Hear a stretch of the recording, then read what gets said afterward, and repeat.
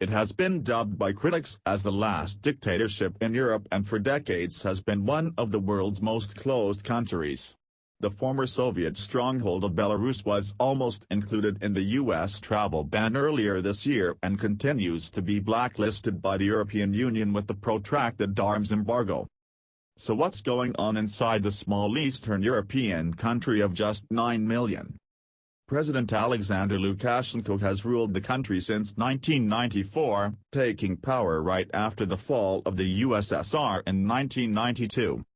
He is called the last dictator in Europe because Belarus has basically continued to be a Soviet-style state. He is the leader of a one-party state, just like the Soviet Union was ruled. Matthew Schmidt, a professor of national security and political science at the University of New Haven, told Fox News. If you want to see what the USSR was like, go to its capital, Minsk. But how much longer Lukashenko will rule the country is unclear. Putin reportedly has his sights on the country and wants to annex it into Russia. Putin would like to add the country to his fiefdom, Schmidt said. It's strategically located, and culturally and linguistically there's little standing in the way. Lukashenko is aging, and I could see him transfer power to Moscow as his own ebbs. It would be a big coup for Putin. Belarus' lifeblood has centered on the Stalin-erected Minsk, which maintains swaths of symbols from Soviet times. Its countryside is also peppered with ecclesiastical palaces illuminating the vast wealth and power of yesteryear. Belarus boasts 4 World Heritage Sites, including 2 castles at Mirnesvias. A Lenin street adorns every town, in homage to Vladimir Lenin, the communist ruler and head of the Soviet Union until 1924. Its intelligence unit is still called the KGB. Restaurants and public places mandate that all codes be checked. Just a few years ago, a Soviet-style shopping mall opened. Its roads and parks are perfectly manicured without a hint of trash or graffiti. There is no road rage nor voracious car honking. Traffic doesn't clog the wide lanes, and people don't raise their voices. Civilians are courteous, and most spend their Sundays at church, having sought a deeper spiritual meaning after the crash of communism almost 3 decades ago. Community forums remain a staple, as do state-run institutions such as the circus, complete with a bevy of animal tricks that would make most Western animal welfare sympathizers wince. But wedged between Latvia, Lithuania, Poland, Ukraine, and Russia, Belarus is also a growing technology center. The popular chat messenger Viber was created by Belarusians a decade ago.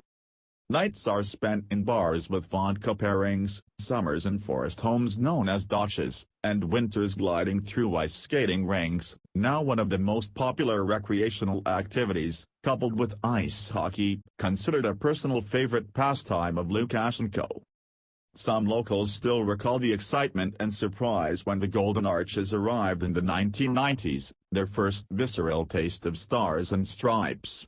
But unlike classic authoritarian places that govern other regions of the world, there are no state-sanctioned presidential posters and statues or billboards erected on buildings on the Independence Square in Lukashenko's likeness. It is the last country in Europe to have capital punishment on the books. Insulting the president is punishable by up to 5 years in prison, and criticizing Belarus abroad is punishable by up to 2 years behind bars. Lukashenko, now 65, is known for his charisma, trademark mustache, eccentricities and self-promotion as a man of the people. His personal life, too, is a topic of private whispers. His high school sweetheart and wife, Galinka, has long been living on a farm far from the capital. Meanwhile, the leader has been spotted routinely at public functions with a beauty queen in her early 20s, and he doesn't shy away from making good-humored jokes about his dictator tag in the West. Reporters Without Borders last year ranked Belarus 153 out of 180 countries in its Press Freedom Index. However, it is consistently ranked in global surveys as being one of the top 10 countries for the lowest crime and unrest. But its history is one with tragedy and bloodshed. Upwards of 40%, some 3 million, citizens were killed during the Second World War. The country was overtaken by Nazi occupation between 1941 and 1944, bringing about the absolute destruction of more than two-thirds of its cities and decimating its Jewish population.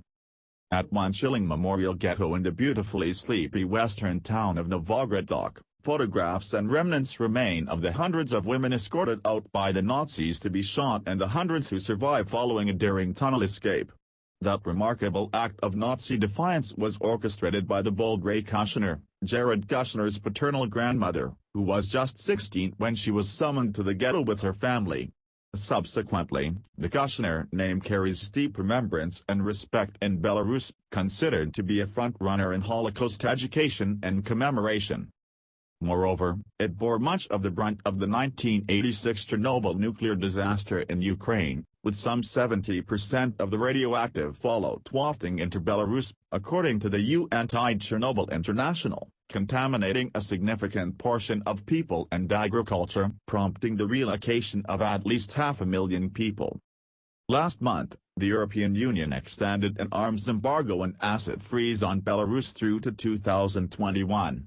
The restrictions, centered on a ban on trade in arms and equipment first signed in 2004, were re-upped on the guise that it could be used for internal repression. The concern isn't external aggression, but internal suppression of its people, noted Lieutenant Colonel Daniel L. Davis, a defense priorities expert analyst. And earlier this year, Washington insiders started scratching their heads after it was revealed that Belarus was on the draft list of countries to be added to the U.S. travel restrictions list. According to DHS officials at the time, the department conducted a global review of countries last year and deemed several, of which Belarus was named, a public safety threat. Yet the former Soviet nation has no recent history of terror attacks. According to Laura Rise, a senior research fellow for Homeland Security at the Heritage Foundation, the U.S. typically imposes travel restraints on countries that fail to adhere to important criteria.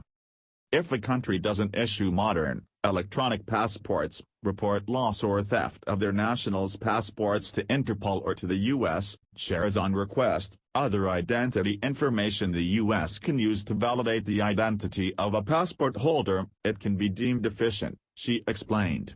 The second is information sharing. Countries that do not adequately share information on known or suspected terrorists, information on criminals allowing them to be identified prior to entering the U.S., or examples of fraudulent passports for DHS training purposes are subject to being ruled deficient. The U.S. did impose sanctions on 9 state-owned entities and 16 individuals, including Lukashenko, in 2006 in the wake of a presidential election much of the international community considered to be contrived. The sanctions were somewhat tempered 5 years ago after Minsk released a political prisoner, and also chose not to recognize Russia's 2014 annexation of Crimea. Ivana Stradner, a research fellow specializing in Eastern European security at the American Enterprise Institute, further highlighted that although initially Belarus was supposed to appear on the travel ban list when the Trump administration announced that it was expanding its list to include 6 more countries, Belarus wasn't included.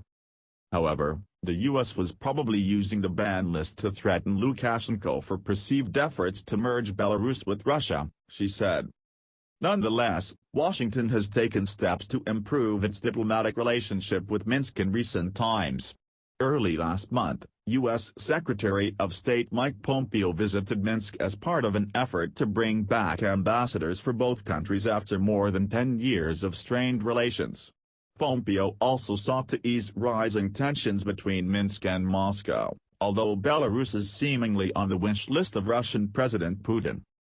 After weeks of talks that failed to end in an agreement, Russia turned off the oil tapes it subsidized to Belarus at the beginning of this year, sparking schisms between the once close-knit countries. Lukashenko has publicly stated that Moscow has impressed it wants to once again absorb Belarus into a union state. The relationship between Russia and Belarus is a complicated one, said John Wood, analyst and author of Russia, the Asymmetric Threat to the United States. On the one hand, Russia likes the plausible denial Belarus gives it to sell arms to rogue regimes. On the other hand, Belarus is increasingly wary of its overbearing neighbor and, as a result, has tried to do its own thing in Russia's backyard of Central Asia. Stradner said the U.S. should prevent Belarus from becoming the next Crimea. The U.S. did nothing to stop Russian aggression in Ukraine. It is even less likely that it will intervene for Belarus, Stradner said. Obama made a mistake when he pointed an empty gun at Russia during the Ukraine crisis.